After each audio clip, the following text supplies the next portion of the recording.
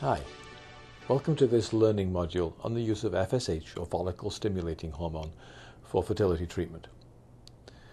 During the course of the video, you will hear about how FSH normally works in the body to achieve ovulation, and how we use FSH to stimulate ovulation to improve your chances of achieving pregnancy through your fertility treatments. Remember that the information in the video is very generalized, and there may be some specific issues relating to your treatment that would change things a little bit. And those are certainly things that we will discuss with you in the office before treatment starts. As you go through the module, there are some questions that you will be asked, and this is really to ensure that you're understanding the information. So enjoy it, and we look forward to seeing you in the office soon.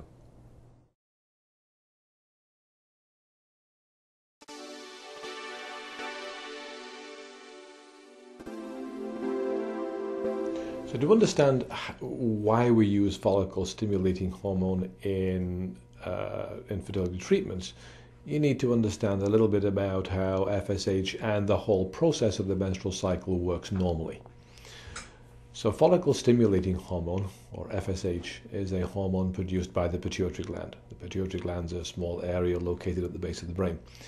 At the beginning of the cycle, the pituitary gland starts to make FSH, follicle-stimulating hormone. Now, women are born with all the eggs they're ever going to have. The eggs are sitting there in the ovaries from day one, waiting for the right message to grow. At any one moment in time, there are a group of follicles which are sort of waking up, coming out of a dormant state to a state in which they're potentially responsive to this follicle-stimulating hormone. What's a follicle? A follicle is the egg. But the egg is surrounded by a layer of cells and a small amount of fluid. So in the normal cycle of maybe half a dozen to a dozen follicles that start to wake up at the beginning of the cycle, one is just a little bit more awake than the rest, and that one responds to the follicle-stimulating hormone being produced by the pituitary, and it starts to grow. As it starts to grow and the egg starts to mature, the cells around it start to make estrogen. And estrogen is the female hormone which builds up the lining of the uterus, preparing it for pregnancy. That estrogen gets carried in the bloodstream back to the pituitary gland. So the pituitary sees the estrogen, knows how much estrogen there is, and once it recognizes that a follicle is developing, then it stops or decreases the amount of FSH it's making so that the other follicles don't grow. So therefore, in a normal cycle, only one egg matures and releases. That one egg which is now developing, that one follicle which is now developing, is becoming more responsive to the FSH, and it keeps on growing while the other ones essentially disappear.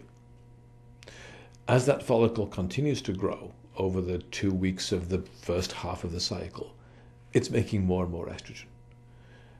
Ultimately, there's enough estrogen that the pituitary recognizes that and makes a quick burst of the second hormone, LH, or luteinizing hormone, and what that does is to cause the egg to release. So the FSH makes them grow, and the LH makes them release. Once the egg has been released, hopefully it gets into the tube and finds a sperm, but the cells left behind in the ovary now start to make a second hormone called progesterone, and progesterone matures the lining of the uterus, preparing it for that embryo to implant.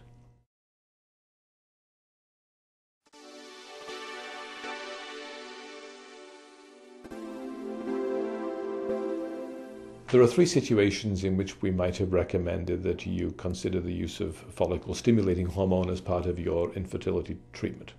The first situation would be a woman who is not able to ovulate.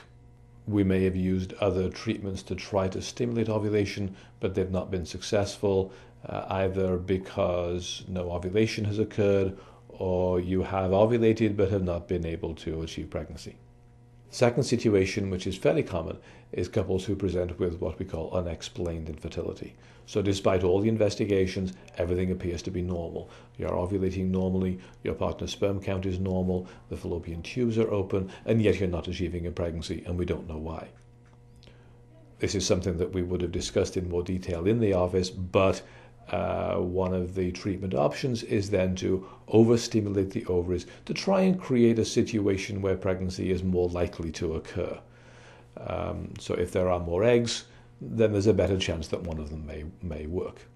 And that situation, the use of FSH in that situation, is usually associated with an additional procedure called intrauterine insemination, or IUI, where we're taking your partner's sperm, preparing it to select the good sperm, and putting those directly into the uterus, essentially getting more sperm closer to those more eggs at the right time. The third group are those patients who are going through in vitro fertilization. And in that situation, the FSH is used again to overstimulate the ovaries, so we have a number of eggs to improve the chances of the IVF working.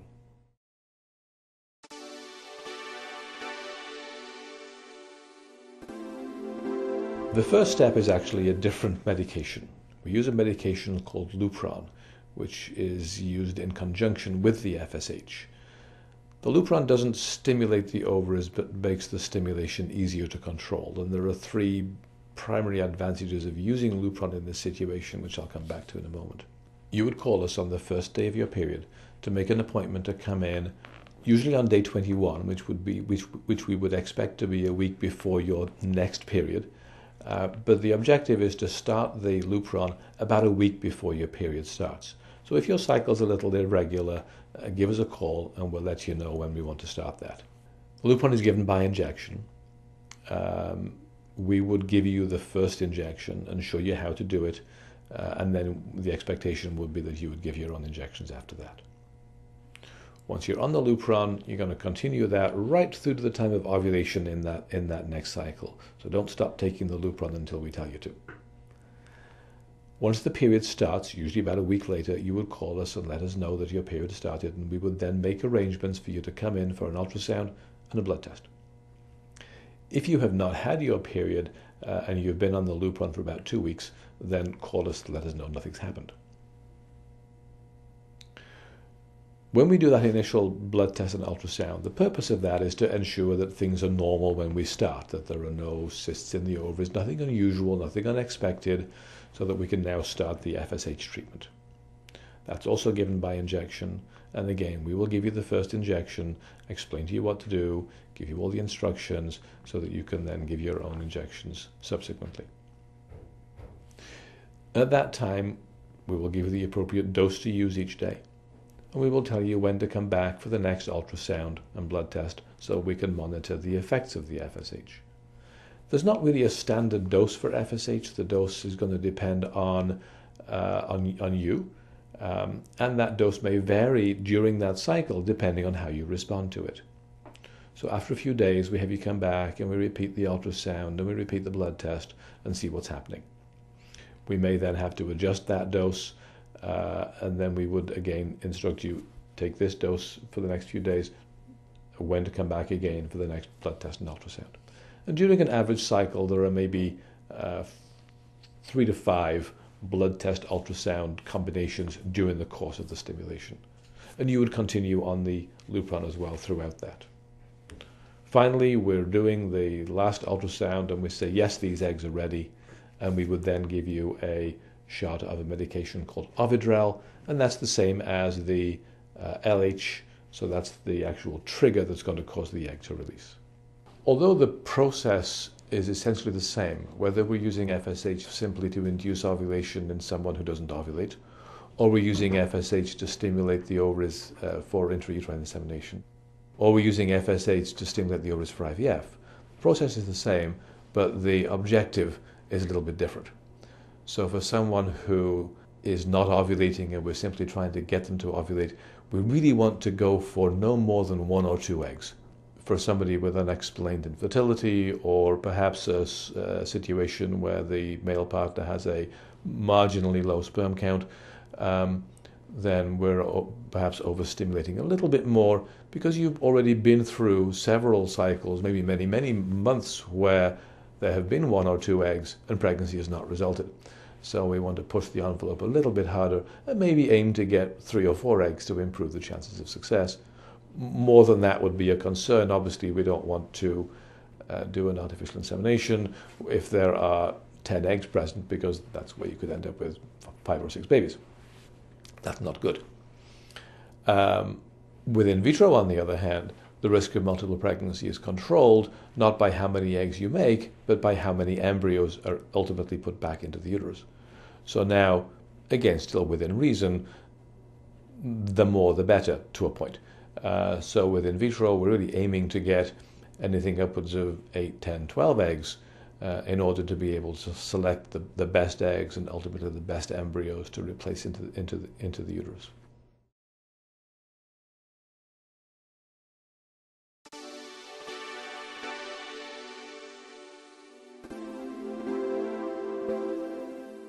This depicts the cycle of stimulation with FSH leading to intrauterine insemination, or IUI. So this is the onset of the period, and by this time you will have been on the Lupron for about a week, and the period then begins. At this point we do an ultrasound. It's a vaginal ultrasound because that makes it easier to see the ovaries, and we start the FSH treatment. And that continues with several episodes of ultrasounds and blood tests until we see that the follicle is mature. At that point, you're given the second medication, or the final medication, the HCG, and that's the equivalent of the LH, which will then trigger the release of the egg so that we can then time the artificial insemination procedure. When we look at statistics, the chances of achieving pregnancy with a treatment, we have to remember that normal fertility for a normal, healthy, fertile couple with no issue is not 100%. Only about 20% of normal, healthy, fertile couples are able to achieve a pregnancy in any 1 month. So that's the standard, if you like. When we're using clomiphene and intrauterine insemination in a couple who obviously have a fertility issue, the pregnancy rate on a per month basis is approximately 12 to 15%. When we go on to use FSH, even though those patients have already been unsuccessful with clomiphene, the pregnancy rate is in the region of 25 to 30%. So it's significantly better.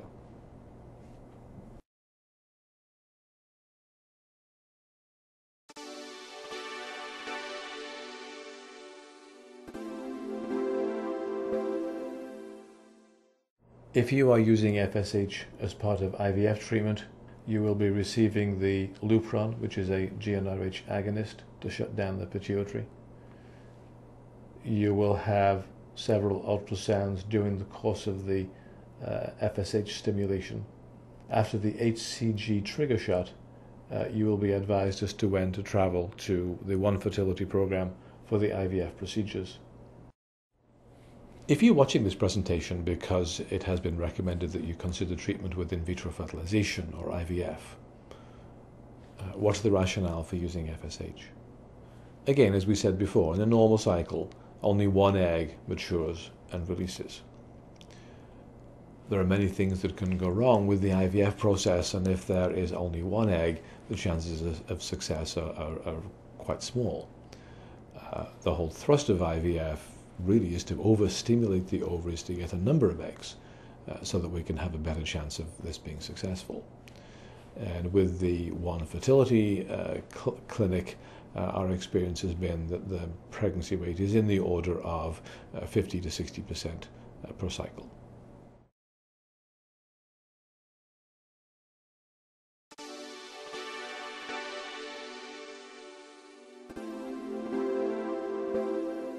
Whatever the reason for the FSH, you will likely have more eggs developing than you normally do.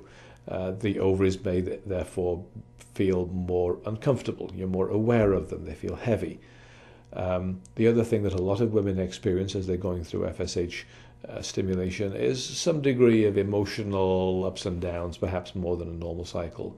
And that may be related to the medication itself, or it may simply be related to the situation that you're now going through a new treatment for your infertility problem, and that creates certain expectations and anxieties.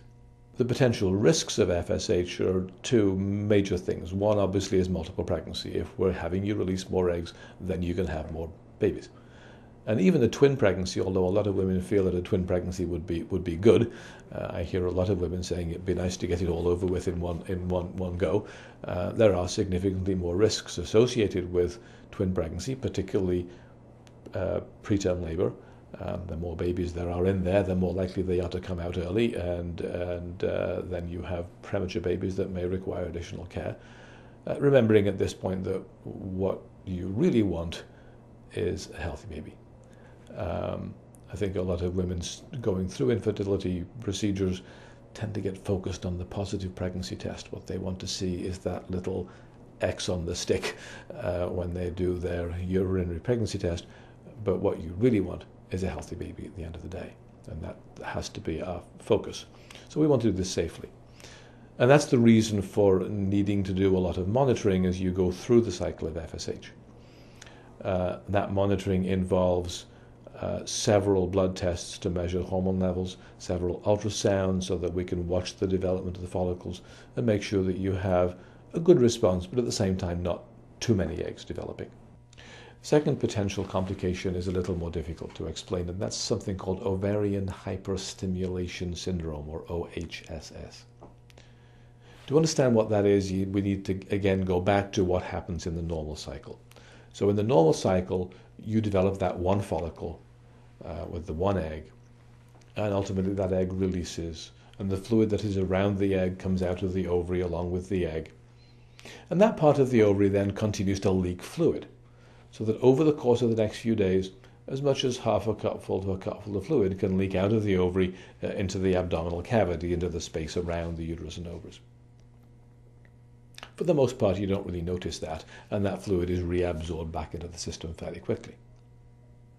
If, however, you release a lot of eggs, 10, 12 eggs, then that's the potential for 10 to 12 cupfuls of fluid leaking out of those ovaries, and that's now a lot of fluid, so that you certainly would notice. Firstly, you get a lot of bloating and swelling. You feel like you're 6 months pregnant after a week, and that's very uncomfortable. The ovaries themselves become cystic and sore and uncomfortable. In addition to that, all this fluid that's collecting in the abdomen, it has to come from somewhere, and it's coming from the blood circulation. So you may become dehydrated. That can cause problems. The blood can become thicker and has the potential to clot in places that can do you harm. So these are really things that we want to avoid. We avoid that primarily by being careful, by the monitoring, so that we know what's happening in the ovaries, we know how many eggs there are growing, and if that risk seems to be too high, then we may have to back off with the medication, or ultimately we may have to stop and say it's not safe to continue the treatment this month. This is one of the primary advantages of using the Lupron as part of this ovulation induction process. Because as long as you're on the Lupron, you will not make that LH surge, and therefore you will not release those eggs unless we actually give you that LH equivalent. Having been on injections for 3 weeks, the last thing you want to hear is that we need to stop now because it's not safe to continue. On the other hand, the last thing we want to do is make healthy people sick. And sometimes that's a difficult choice that we have to make.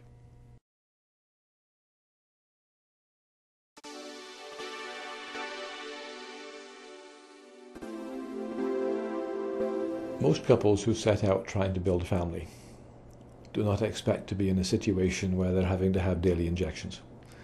This is a challenging and emotionally difficult time for most couples going through this experience. To have anxieties around this and perhaps to have some relationship issues around this is very normal and expected. If there's anything around this that we can help you with, we have the professional services at our office to help you. Please let us know. Thank you for watching this video presentation on the use of FSH, or follicle-stimulating hormone, in the treatment of fertility issues. I hope you now have a good understanding of how FSH works and how we use it to help you achieve a pregnancy. If you have any questions, write them down, and we look forward to seeing you in the office again soon.